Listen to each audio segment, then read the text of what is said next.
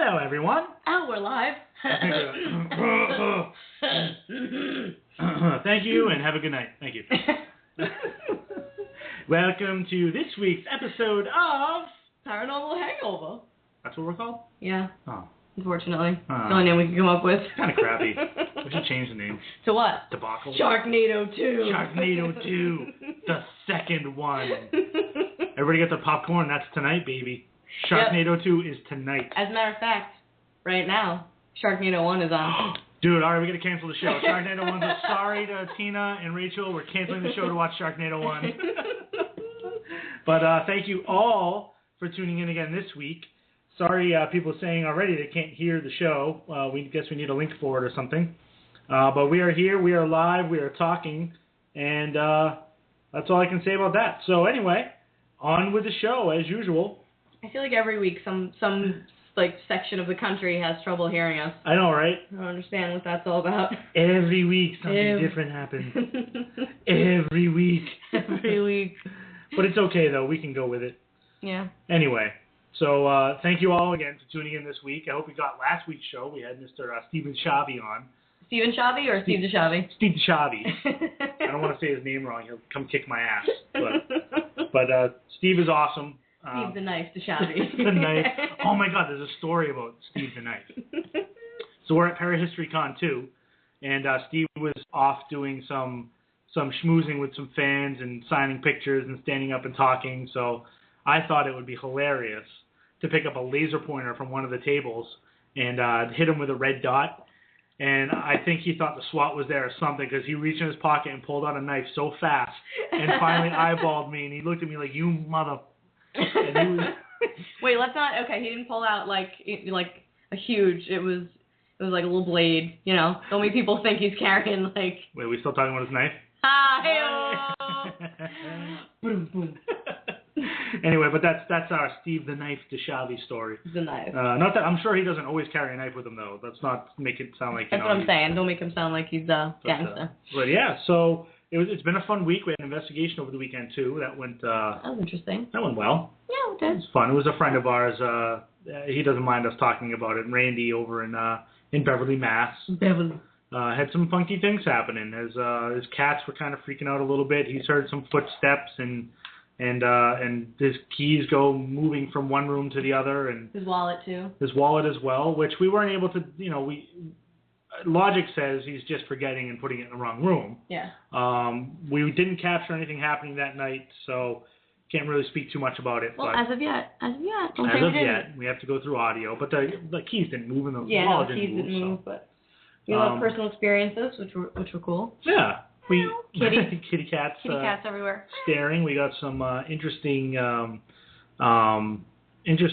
I guess I don't want to say EVPs, but ITC communication. Mm-hmm. So that was something that we were kind of excited about. Yep. Enough speaking about that though. Our show tonight, we have some pretty cool guests on. We have Tina Storer and Rachel Hoffman from Paranormal Expeditions. Mm-hmm. You might know them from the TV show Paranormal Challenge. Yes. With Mr. Zach Bagans hosted that show back in the day. Yeah, which I never watched. I'm sorry, ladies. I wasn't into the paranormal yet. But that was interesting. Actually, a lot of people came out. Like PXP came out of that. Scott Grunwald was seen in that as well. So a lot of cool people were on that. But that's where a lot of people kind of caught the name Paranormal Expeditions was from Paranormal Challenge. And now they've got some cool stuff cooking. They're doing True Crime Paranormal. And their debut, I believe, is the debut of the new show, Freetown, is September 16th, I believe. What they'll tell us all about that later on and what they're up to now and what they've been up to. Yeah. And we will also have Dave Wheatley on later on at 7:45. Sons of the Other Side. Right? Sons of the Other Side, which is a cool story because Dave and I have met but never met. So we both attended the same event at Houghton Mansion many years ago, and we sort of took similar paths after that because of the experiences that we had at that same event. So he'll be on to talk about that and talk about his cool things that Sons of the Other Side are doing. So what else is going on, Miss Lauren Sheridan? It's really hot. It's not every week. It's this time I'm calling BS. It's not hot today. Really? Anyway, San Diego Comic-Con, which we missed again. Yes. I'm pretty upset about it. A lot of cool things were happening there, apparently. Big things. Well, it's Comic-Con, so I mean, you know. Big. This is a big one. San Diego is a big Comic-Con. Not that I'm a Comic-Con person, because I think when I was 8, I colored the cover of some comic books that I probably shouldn't have. But they were probably worth millions now, but I had no idea. So. Yeah, but it's not just comic. I mean, like Jamie and Adam were there from Mythbusters. You know, there were a lot of like the makeup artists and, you know, what do you call those people who like Doctor Who? Whovians. Whovians. The Whovians. I was going to say Whovils. The Whovillians.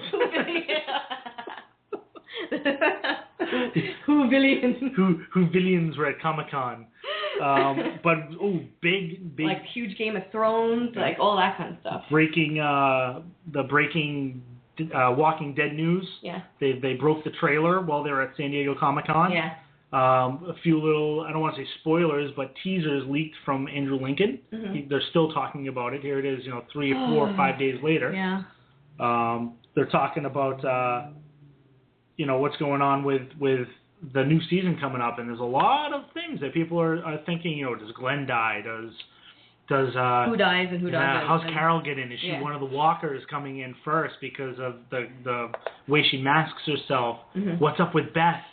Is Beth a cannibal? Is Beth cutting people up? What's Beth doing? Yeah. Is Beth dead? No, Beth's not dead. We saw her in the teaser, so we know Beth's around. Yeah. But anyway, that happened at the Comic-Con too. So other than that, it's been pretty quiet, paranormal wise. Anything going on this week? This week?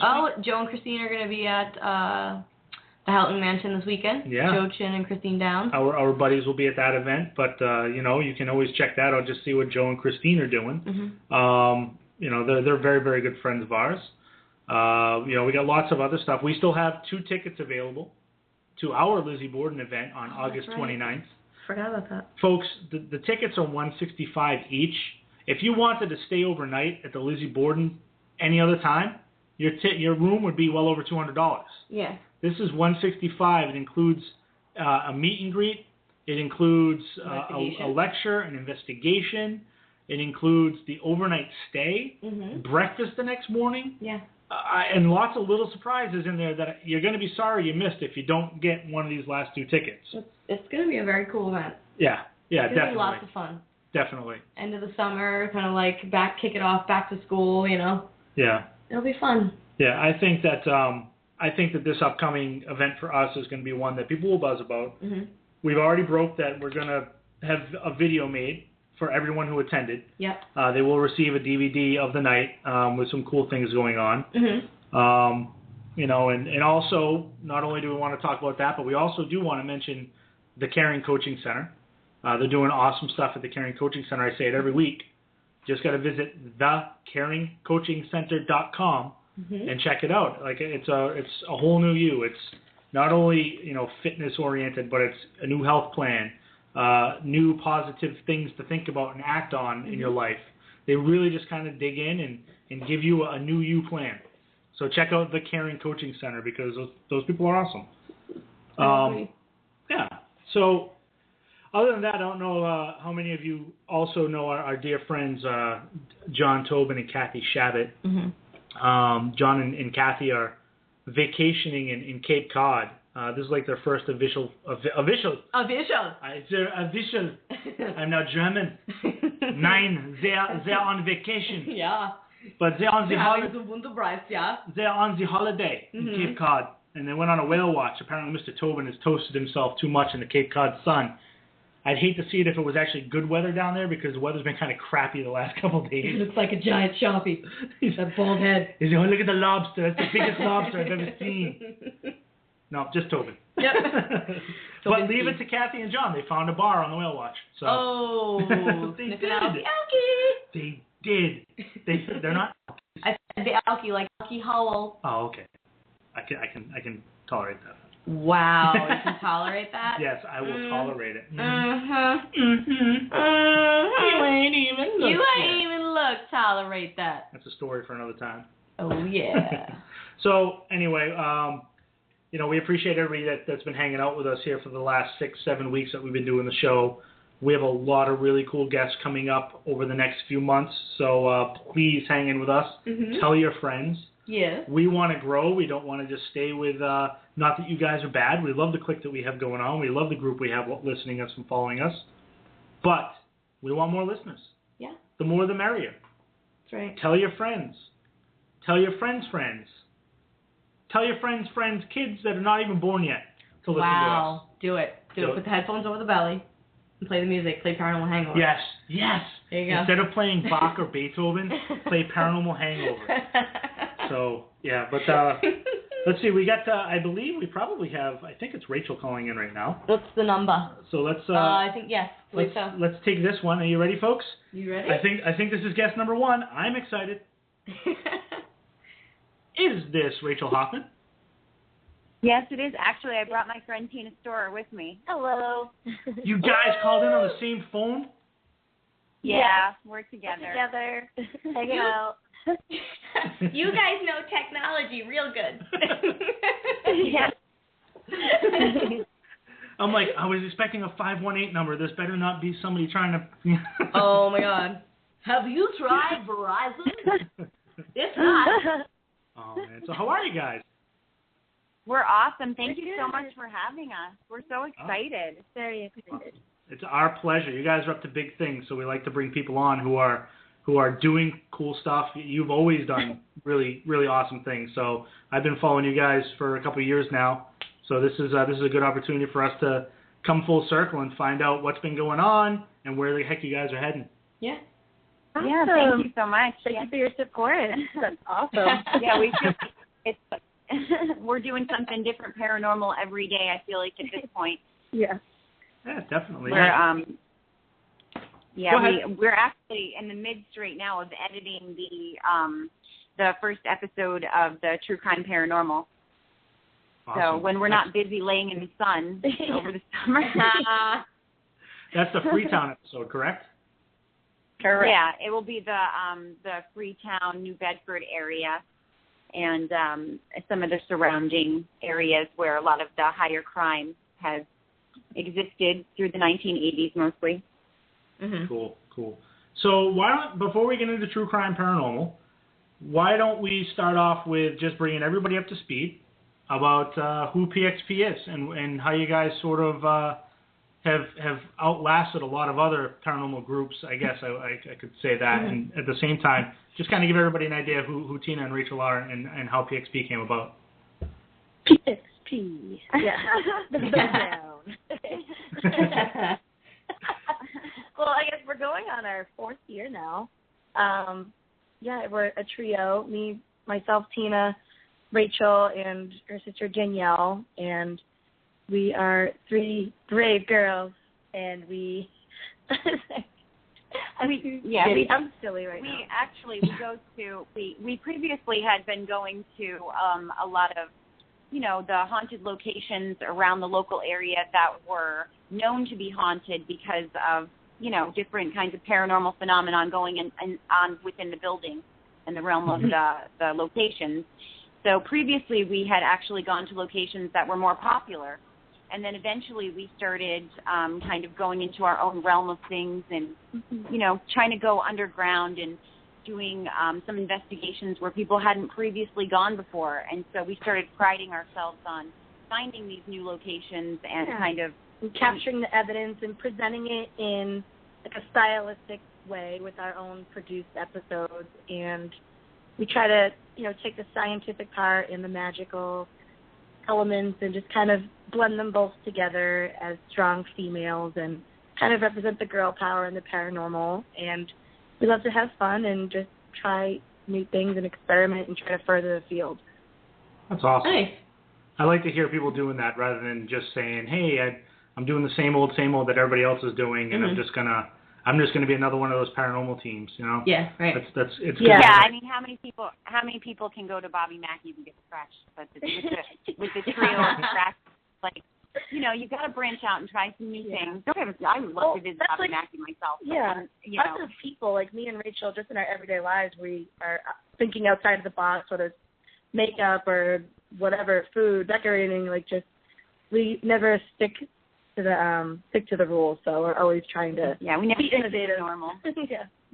Yeah. Right. That's the thing. Like when I met you guys for the first time at Parahistory Con 1 last year, and you were in the gift shop area with Frank Sinelli out that way, and you were the only ones that I saw that were using pendulum and things like that to try and get communication going. Right. Yeah, try to engage the spirits or whatever. Yeah, completely different. Yep. You're not using all the K2s and spirit boxes. You're doing it. Yeah. You're doing it the way they would know how to interact and communicate, and that's awesome. Thank you. Yeah, we like to tell people we incorporate old school and new school methods of trying to communicate, and it's really about bringing spirituality back to the ghost hunt. So many times people are using just all this equipment, and it's all you really see. And it's like, these shows nowadays that are on television that you can access about ghostly activity wind up being more about the team and less about the ghosts. And this new project that we're working on, we really want to present the individuals that we are there to investigate, the ghosts. Yeah. And it's their story, not ours. Right. So we're putting that new spin. People know who we are now. They have, we're fun girls. We like to do our job. We take it seriously. And we've kind of presented ourselves for long enough now where it's time to put the ghosts back on the forefront of the investigation. Yeah, absolutely. And that's something, it's not about the people all the time. It's about, the people we're trying to communicate with all the time. Yeah, pretty much. Yeah. So, and the equipment, as you know, can fail. The equipment, the batteries get drained and things like that. And sometimes we're left with just the pendulum and... Or I like to say the best piece of equipment is yourself. That's my... Right. Yeah, absolutely. Absolutely. Yeah. That's the one thing. Go ahead, sorry. I was going to say, if you can't figure out how to investigate using, just your own body and your own mind and knowing the difference between feeling like a chill in the air or the coldness of possibly a spirit, or being able to feel like static electricity from static or from a spirit, being able to tell the difference between those things and going in and then using all the knickknacks and all the electric whatever. Yeah. Yeah, the personal experience definitely what you come out, and I noticed that too. I mean, if a millimeter beeps, I get excited. I think everybody does in the room. But when you have a personal experience and you're touched, or you have something happen to you that you take home and take with you forever, it's so much more. It's just different. Yeah, I love it. Yeah, and that's the thing is I'm all for using K2s and millimeters and stuff like that to get baseline readings, but when you start getting something from them, you can't just rely on that. Yeah. You've got to go deeper. You've got to, trust your gut and your instincts and use other things. Like you said, my body. Well, I can't say that. I'm getting older now, so my body is starting to fail me. But my body's never failed me. Oh yeah. No. By the way, where's your walker? Did you leave it at the store? Did you leave it at the store again? I did. I left my walker behind. I can't even remember my mind. But that's it. You're on an investigation. It's most of us. Let's face it, we do it we investigate in the dark. I don't want to go down the do it in the dark road. Yeah. But we investigate in the dark. Yes. And you're in pitch black. You get that fight or flight instinct, like somebody's just rushed up on you. Mm-hmm. Trust it. Trust your body that something's going on. That doesn't happen for no reason. Yeah. It's all about training yourself. Yeah. The first time you get scared and you might run, but it's all about training yourself to try and calm down and be still and try and let you interact. Yeah. Yeah. And especially with some of these high-profile cases that we're dealing with, you can actually take on the emotion of the victim and the last moments of their lives. You're in a place where DNA was spilled, where their blood was spilled, and it then becomes their story becomes your story. I mean, I know there's times where I'm almost possessed by those feelings of dread and horror and fear. Knowing that I'm standing where someone ebbed their last blood. Yeah, it's suffocating sometimes. Yeah, exactly. And that's and obviously some people would like to portray that as being attacked, when in reality, it's just that's how the spirits they're getting your attention, project to you. That's how they're letting you know this is what I felt. This is what's going on. Yeah. This is not somebody attacking you. Tina usually opens the doors of communication and also allows makes it known and says, use my body as the equipment. And oftentimes that's why we get the spiritual hangover, the drain, for so much, for up to 3 days sometimes afterwards. You're just completely affected by the investigation and how it drains you from the time, just like a battery, we get drained. Yeah, physically, emotionally, spiritually, you're just depleted. Exactly. But you understand, because it's happened to you before and you've been doing this, that you understand when you're being drained and you understand how to handle it. You have these groups that go in and they're like, use my energy, use me, I'm a portal. And then they get sick for 2 weeks, or they, something happens to them and they don't know how to handle it. Yeah. And then what? Yeah, well, we're huge believers in the problem with people, a lot of the groups that use, they're opening the doors and they're not closing them behind them. We're huge on closing out the investigation with, staging and leaving the energy where it is and closing out, because a lot of these amateur groups, like I said, they open the doors and they leave it open for all crazy shit to come through. Yeah, we've dealt with locations before, some of the high-profile locations that have told us the haunting that used to go on, the historical haunting, and then the current haunting from people who have kind of left the doors open. And even I know we followed Zach Bagans afterwards at the Lizzie Borden house after he did his Lizzie Borden episode. We were there within 24 hours, and we were one of the first few members of the next crew coming in to investigate that opened the door, and there was 30 black flies in between the screen door and the front door that they left out of only hours beforehand. Like phone calls from 666 911. There was these crazy numbers. It was wild. It was the telephone number was 911 and the year she died. It said weird. The phone calls that we were getting were saying that it was from the Lizzie Borden house. It was just insane that some of the energy that was brought from the boys and kind of left lingering. And when we got there, it was not just the residual haunting going on in the Lizzie Borden house itself, but also whatever was invited and managed to stay there. Yeah. And that's something I've kind of broached the subject before. I can't remember if it was on this show or something else I've done with Lauren, but we've brought that up where at what point are you still investigating the original haunting, or what's now being created by all these teams coming in and out, and whether it be something they're bringing with them, or other things that they're drumming up because of the way that they're investigating. Yeah. What do you? I can name one place right now. Houghton Mansion comes to mind for me because I've been there a bunch of times, and it's different now. It's not going in and trying to communicate with Cordelia and AC and Laura in the basement and Mary. Now all of a sudden there's something else going on. We captured a creepy EVP in the basement of a deep man's scratchy voice saying invite. He said invite. One of the people with us was like, "Come on, Laura, follow us," and immediately hear his voice go, "Invite." Where'd that come from? Wow. Yeah. So I agree completely that although a lot of teams out there are doing good things and are trying to do good things, there's a lot they don't realize they have hitchhiker.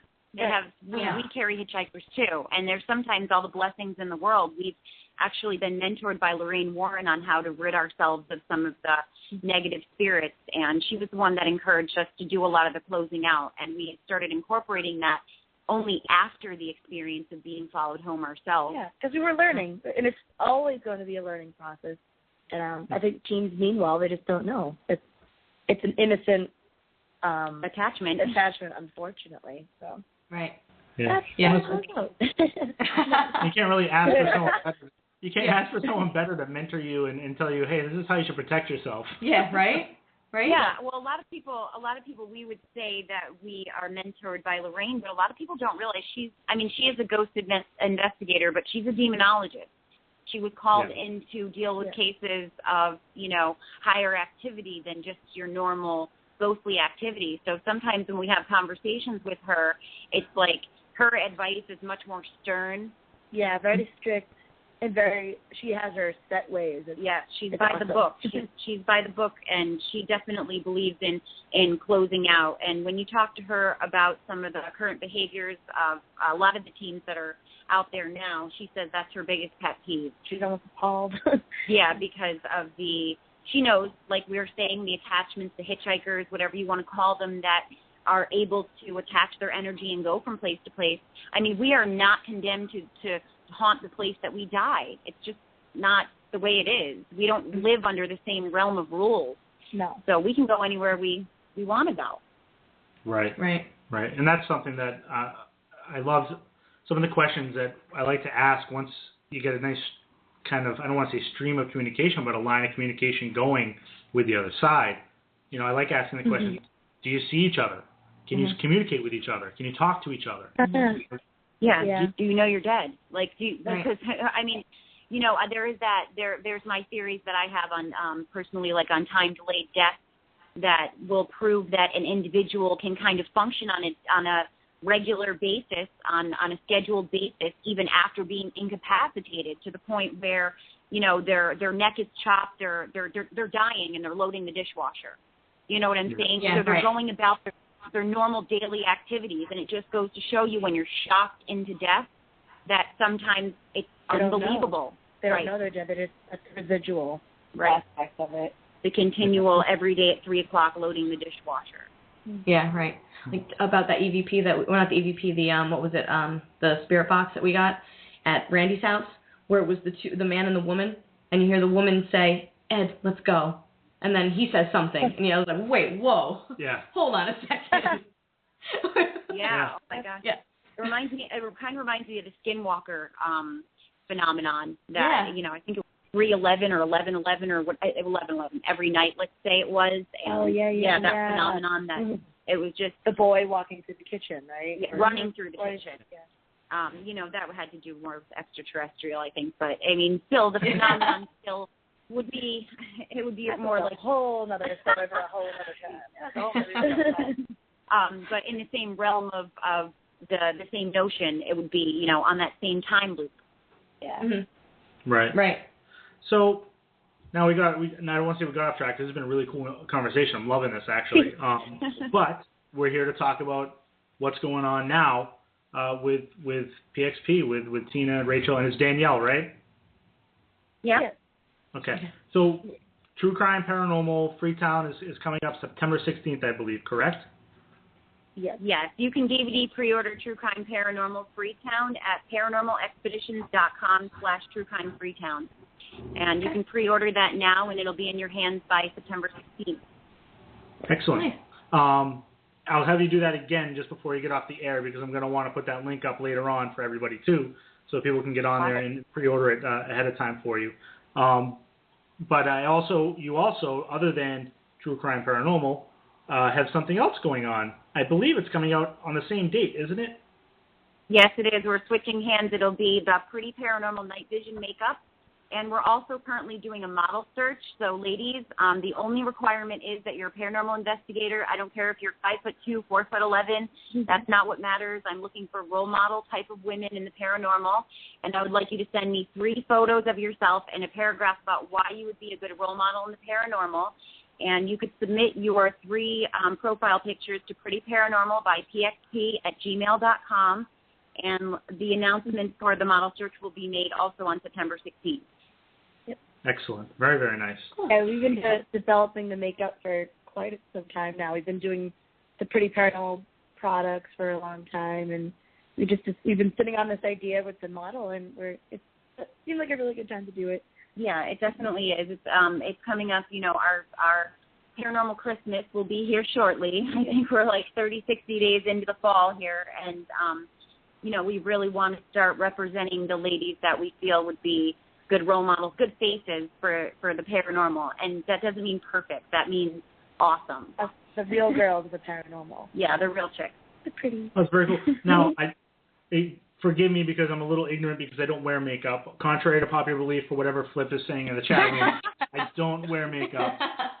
However, so this night vision makeup is going to look cool in IR light and under night vision cameras, but also is it going to look the same under regular light, or is there going to be, so if you put blue eyeshadow on, is this going to be blue eyeshadow in IR light? How is this going to react? How is this going to be? Basically, we're going to teach you how to put it on to look your best in night vision makeup, because women, we know, like, we'll put on makeup and it completely disappears in under the night vision. So we'll teach you how to do it, how to make it last, and how to make it really pop under the night vision light. So, excellent. Yeah, we're just working on the put on Marc's eyeliner. I might have to stop wearing makeup. Oh my investigation. Actually, we're going to do kind of like argan oil for it too. Argan oil. Argan oil? Yeah. So there'll be different things, different options. Men like to look their best nowadays too, and it's not really makeup; it's more like moisturizer. So we can call it that. And everybody wants to look good. And in night vision, if you have the experience, some people you turn the night vision camera on and it's like they're gorgeous in person, and then you turn the night vision on and you're like, whoa, buddy. Looks like you might need some help there. And you wouldn't know unless you saw the vision completely change. I know from personal experience that, black is see-through in night vision, something that we weren't aware of in the beginning. Certain black, yeah. Yes. I have that problem all the time. Wardrobe malfunction. Yeah, so after a while, we started learning the different light, and Tina's a professional photographer, which makes her an expert in all different kinds of light. And so we started looking at different things and discovering that we even made mistakes with different micro minerals and different things that just weren't flattering under the night vision. Yeah. And so we learned trial by error. Yeah, because we love like fashion and makeup and everything, and I think a lot of us, we're all filming our episodes now. We're all filming our evidence and putting it out there. So why not look your best and feel awesome about yourself? Yeah, and a lot of people that are running to a paranormal investigation, they have a life too. They have another job. This is a major hobby for them, like it started out for us, and they're looking to make it a career, and they just want to look their best while doing it. So, and effortlessly too. Yeah, and that's true. I mean, all these people, there's a lot of groups. I won't lie, myself included, there's a lot of groups that like to try and put together YouTube videos and try and have, this cool evidence video and that cool evidence video. So everybody's sort of, minded towards people seeing us or me or whoever on video. Mm-hmm. Why wouldn't they want to look better and have their makeup look right or have their clothes look right? And it's a cool concept. I really think it's going to go places. Thank you. Now, I do have a question from the chat room that I know that Lauren and I have a theory on it, and I'm sure that everybody has some sort of a theory. This sort of goes along the line with fashion, so that's why I'm going to throw it in here. But there is a question from somebody who says that we were born without clothes. Why is it that when we die or come back to life, our spirit will present itself wearing clothes? Obviously, our naked. How do clothes reanimate? How can you possibly see the spirit of clothing? That is a good question. Wow, I think a really good question. I like it. Yeah, I think that's a great question. And I mean, this would only be by way of theory for me personally. But I do notice that in times where Tina and I recreate a scene to make it an old-fashioned scene, we get a rise in activity because these are the things that you're used to.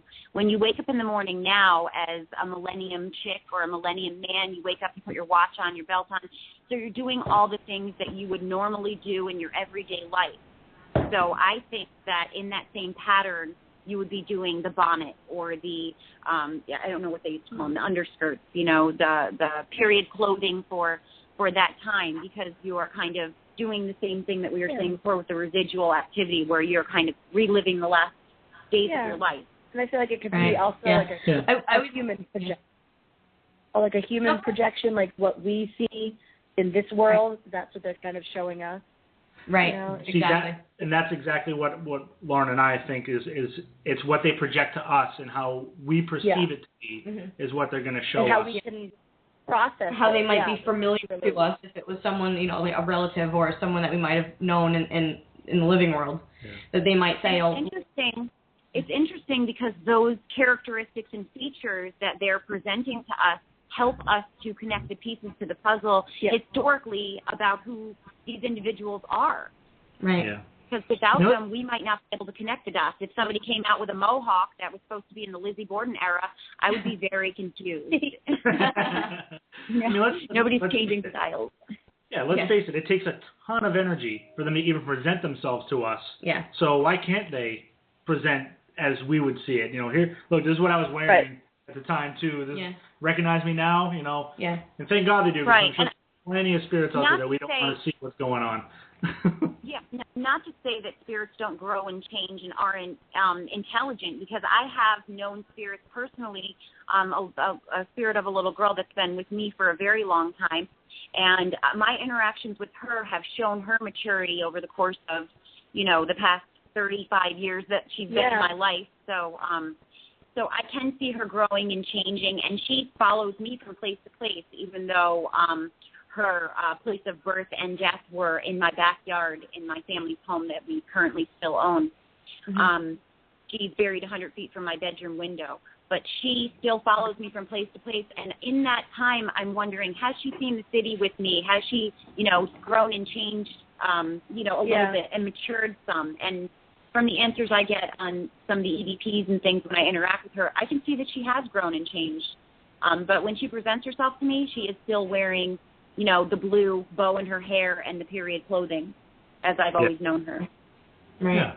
Like, imagine if you had no control over that, and it was just that when you appeared to somebody, you appeared to them the way you looked at the happiest time in your life, and you were in, spandex, so, Jane Fonda.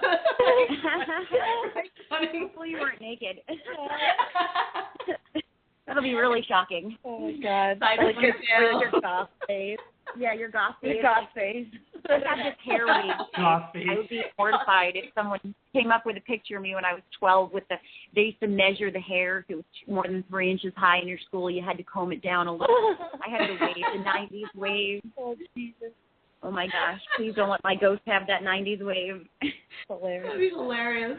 So we have a few minutes left here, but I do want to ask, since we have a Lizzie Borden event coming up on August 29th, I'll plug it again. But we do have a question from the chat room. Obviously, you as you stated, you guys were one of the first teams to go in after Ghost Adventures had been there, and you went in and were, I guess, investigated Lizzie Borden. What kind of experiences did you have there? Did you find anything that shocked you at Lizzie? What were some of the things that happened? I love that house. If you want to convince a skeptic that there is paranormal activity, definitely go to the Lizzie Borden house.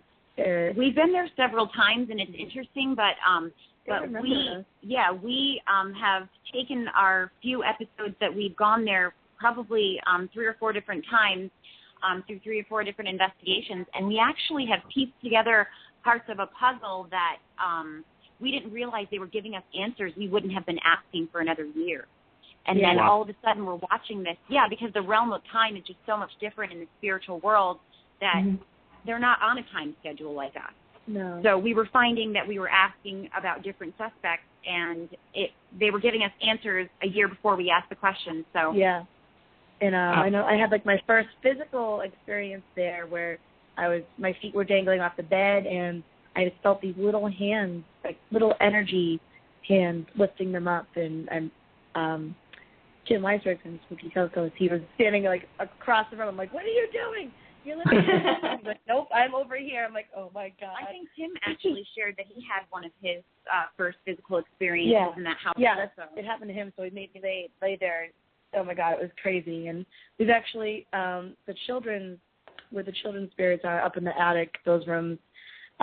They remember us. We were like, oh, do you can we visit you? And it said, remember, and smile, and all this stuff. And it was a very, really cool experience. So yeah, we got the opportunity to go there a few times. Actually, we went there before we ever did the Paranormal Challenge. So we were actually out in our community kind of trying to see what was out there in the beginning. Yeah, I think that was our first event we ever went to. Yeah, ever. Wow. And it was awesome. Well, ladies, we're just about out of time. We've got a minute left for you guys. It's been awesome. Every guest we have, it's like, hey, we got to do this again because we have so many more questions we didn't ask. Yeah, pretty much. Definitely. Once again, here for the last minute, why don't you plug everything that you've got going on and coming up? You didn't mention Buffalo Terminal yet either, so why don't you give everything a plug real quick, and then we'll go. Okay, awesome. You can find us August 16th at the Para-Horror-Con in the Buffalo Central Terminal. There's a party Saturday night. Please come and join us. We might be wearing our fangs and we'll be taking pictures, hanging out, and having a good time. Lots of fun. Lots and lots. We're also doing a model search for our night vision makeup. The only requirement is that you're a paranormal investigator. You don't have to be the America's Next Top Model. You can submit 3 pictures and a paragraph about why you'd be a great role model in the paranormal at prettyparanormalbypxp@gmail.com. Also, our True Crime Paranormal series, where we'll be showcasing the voice of the victims of these senseless crimes. The DVD pre-order for True Crime Paranormal will be Paranormal Expeditions, that's with an X, paranormalexpeditions.com/True Crime Freetown, and that's the DVD that you can pre-order for $9.16. That will be the release. Yeah, and find us on Facebook. We're always on there. It's run by us, so totally come on over, give us a like, and chat us up. We're always down to meet new people and PXP. Yeah. Awesome. Thank you so much for coming on, ladies. It was fun talking with you. Thank you, guys. Well, thank you for having us. You guys are awesome. Take care, guys. Bye-bye. All right, bye. Bye. That was fun. Yeah, that was cool. Yeah. Of course, so as usual, I have like 40, 100. Wow, is that even a number? What about like 4? I have 4,000 questions to ask, and of course I can't get them all in, but perhaps another time. Mayhaps we'll have a round table.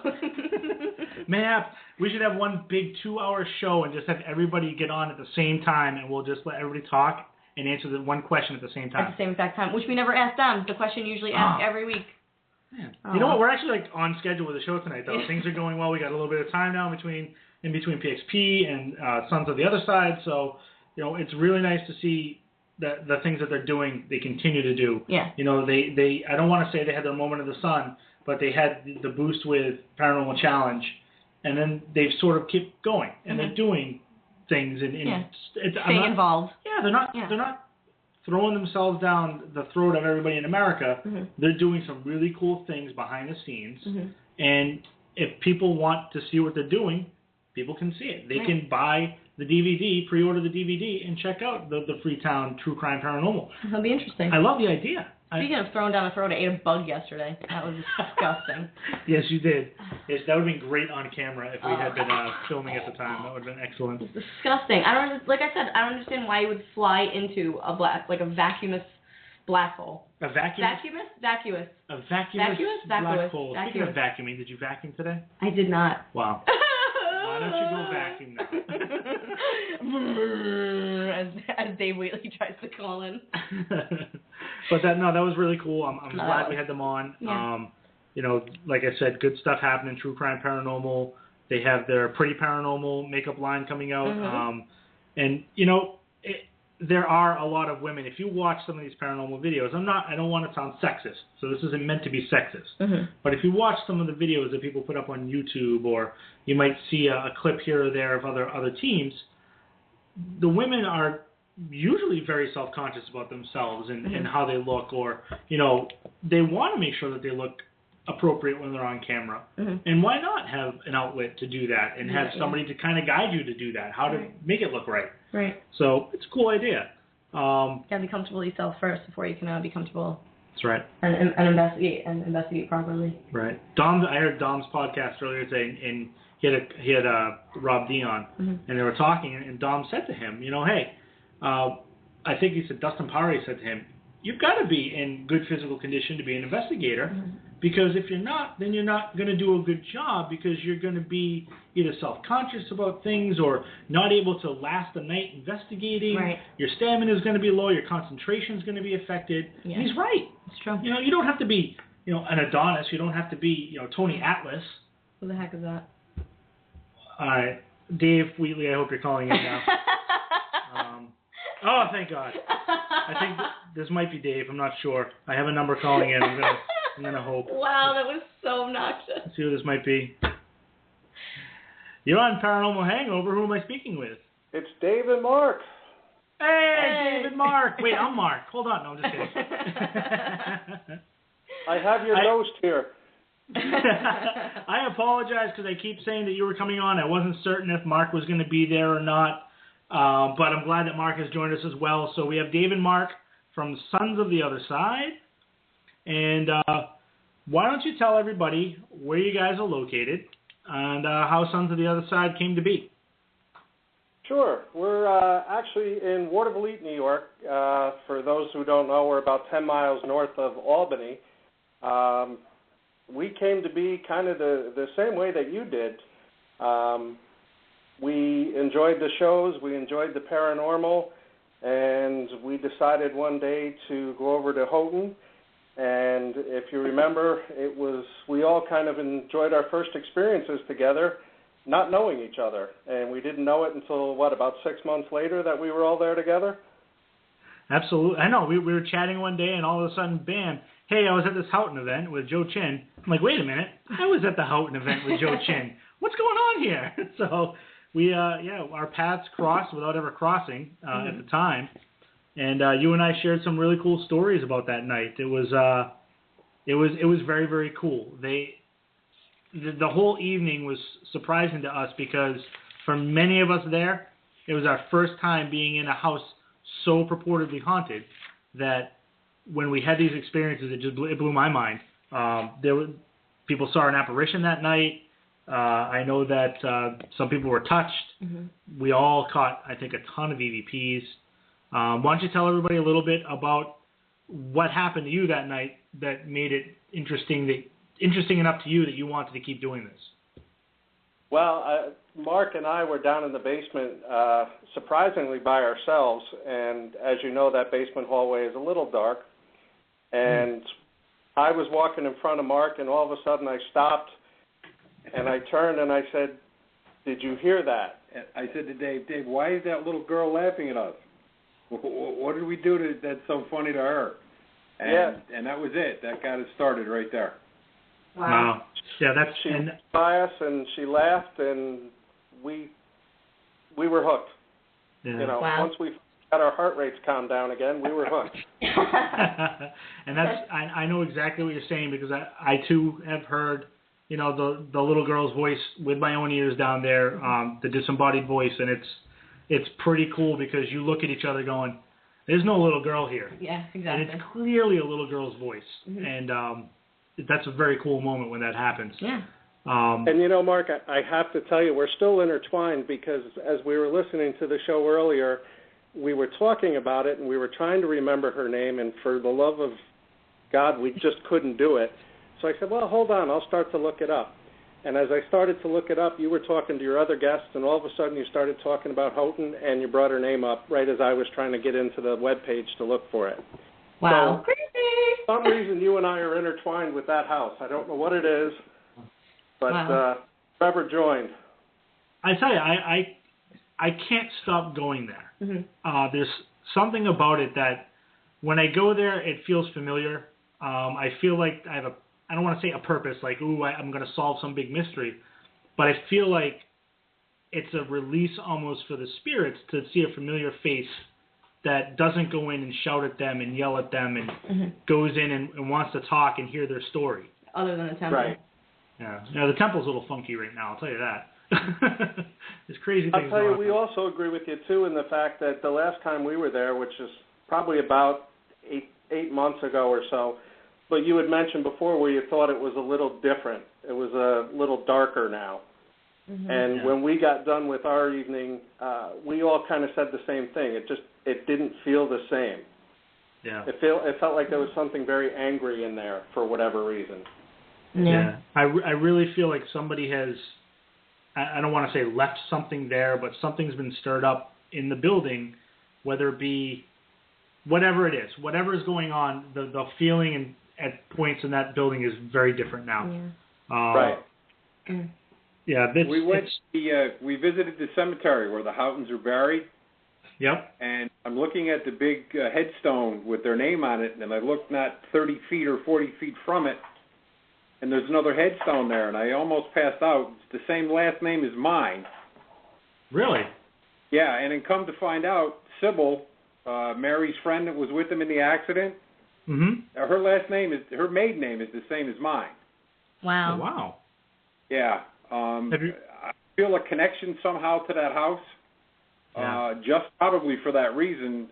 We were sitting in Mary's chair one night. We were just fooling around with the flashlight trying to get some responses, and we got nothing. Yep. He said, well, you know what, I'm going to take a shot.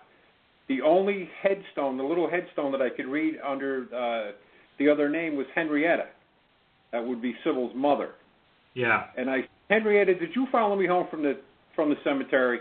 The flashlight came on, and I couldn't move. I was pretty much paralyzed for like 5 seconds. And I think you guys are right that something else in that house now also. Yeah. See, I'm jealous because for me, I didn't get to go to Houghton until last December is when we went, right? Yeah. So by that time, Marc had said there's already something has changed. So my first experience with Houghton was having like the really like playful, sweet interaction with Laura, and then having like something that was to the point where even I didn't want to be in the Masonic Temple anymore. I was like, it's 2 o'clock, I'm getting the hell out of here. I'm done. Because someone's walking around and it's not nice. Yeah. And I was literally afraid I was going to get like hit or something, or someone was going to get hurt. So for me, we had our against the doors, the entrance doors to the temple. Yeah. And part of it was blocked out. Right, right in the center of the doorway, there was a shape that absorbed all the light. Mm-hmm. And one of the guys, one of our members, we'll name our members in a minute, but one of our members is also a police officer over here. And he walked down there and he said, look, I've done a lot of stuff in my life. That was the scariest thing I ever did in my life, was walk whatever was blocking the light out. And as soon as you walked down there, it stopped. Wow. Wow. That's one thing that you always see in there is the shadows. Yeah. And you know, I have not seen in Houghton. I have not seen an apparition yet, but I have seen those shadows in the doorways, and it's not light play from the outside because the only windows in the temple are about 45, 50 feet off the ground, and they're about 2 by 1 for the size. They're tiny windows. Like unless pterodactyls are flying by, there's no way you're getting a shadow. Exactly. Well, me being the skeptic of the group, that's what I keep saying. It's the light shadows from the outside, and everybody thinks I'm crazy. Yeah. Unless a silent helicopter circles the building with a spotlight once in a while. a tiny silent helicopter. Drone. Somebody's got a drone flying by shining a light just to mess with my head. This will show those investigators, kids. You know, and staying with the theme, our friends Steve and Naomi from STIRS, they also have done some things at home. They just won an award at the Paranormal Awards that they held online for best or most interesting or best paranormal video evidence from the Houghton in the locker room, where they captured one lonely locker room door that was open, closed shut by itself. It was fully open and just closed it as if somebody were just not slamming it, but just taking their hand and closing it. Very, very cool video. Marc, I'll tell you right now, we have a video which I haven't shared with you, but I will. We have a video in John Witter's room. We had the camera pointed right at the doorway, the closet door, and the door was wide open until about 2:30 in the morning. And at 2:30 in the morning, with nobody in the room, nobody on the 3rd floor, the door closed all on its own. Wow. That's a creepy closet, too. I don't like that closet. Yeah. You know, I could go on forever talking about the Houghton, but we've done it for the whole time you've been on here. So let's talk. All right, let's move on. Sons of the Other Side. Why don't you tell us a little bit about, what does Sons of the Other Side do now? Are you into helping families? Do you do anything unique that you think is unique to your group that's different from some of the other groups out there? Well, I'll be honest, I don't know that we're necessarily unique. We're a group of friends who've, we've been friends pretty much our entire life. We got together through a love of the paranormal and trying to find out answer the great question of what's on the other side and can we communicate with it. We do help families. We'll pretty much talk to anybody about what's going on and what they might need assistance with. Some people, we've had some people where we just had to say, I'm sorry, we can't help you. But it was only because some of the things that they were talking about, you just knew they weren't paranormal. But we took to talk to them several times before we decided, you know what, it would be a waste of our time. But for the most part, we try to help families. We try to get into their homes. We've helped a couple people who have had children My son is part of our group. Another member, Bill, his son Michael is part of our group. And that helps us in the aspect that, the kids, they're 15 years old, they're not scared of anything, and I think they help interact with the children that are there. But in the same respect, we would never put them in any dangerous situation or never leave them alone. You know what I mean? Yeah. But I just think, I don't want to call them trigger objects, but in some respects, I think that helps us communicate a little bit with, especially the younger spirits in that respect. You do the same thing that we do. Now, like you said, obviously making sure not to put the children in danger. But, we're not about kicking families out to go investigate their homes, because what if the activity is centered around them? What if there's activity because of them? Yeah. So, we encourage them to join in with us. We give them the rules. If you're going to talk, don't whisper. Yeah. Talk out loud so that we don't think you're an EVP later on, We give them the basic rules, and then, we kind of lead the investigation, but allow them to interact and to participate, too, because, they're the reason why we're there. Yeah, exactly. Absolutely. And like you say, that they may have some things that they do normally, and you try to recreate scenes or scenes isn't the right word there. You try to recreate things, especially if a certain time of day or certain things that they're doing when they hear or see things. And, it's very helpful. It's not, hey, give me the keys to your house and get out. Right. Well, sometimes the family wants to be there also. We did an investigation in downstate New York, and they wanted to be there with us, and they were quite helpful with the investigation. And we did another home up north of us a little bit, and they didn't want any part of being there. Yeah. So I took the keys and said, here you go, lock up when you leave. So we leave it up to the family. If they want to stay with us and help us, fine. And if not, we're good with that also. I mean, we leave it up to them. Right. And as you know, Mark, we're not ones. You and I have had discussions on this. I think the last one we talked about was the photo of the Ventford event, and that I still am skeptical of that. I still don't know what's there. Everybody that was within our group swears that there was nobody in that hallway. I wasn't there, so I can't answer that. But we put it up on our Facebook page just so people could make up their own minds. They could think, they can see it and decide what they think. Sure. But it was that was snapped within a succession of 4 or 5 different photos, and it just kept getting darker and darker in the hallway, and then all of a sudden the figure appeared, and the next photo it was clear. Right. So, it's not something, we don't go into your house and hear your radiator kick on and say, oh my goodness, your house is haunted. That's all about. Yeah.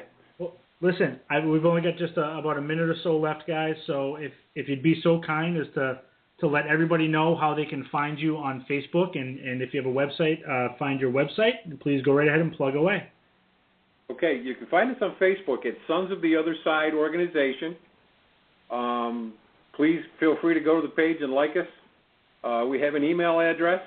It's small letters SOTOS1 @yahoo.com. Our website, unfortunately, is under construction. If you go to the Facebook page, though, you'll see our group picture, our motley crew of Dave and myself, and Joe and Lanny and Bill and Ben and Ben and Mike and Ben and you'll see that we all need the makeup on the IR light. Yeah. That's awesome. Nice. You were listening in. Love it. Well, that's awesome, guys. Thank you so much for calling in and giving everybody the lowdown on what's going on with Sons of the Other Side. And everybody needs us.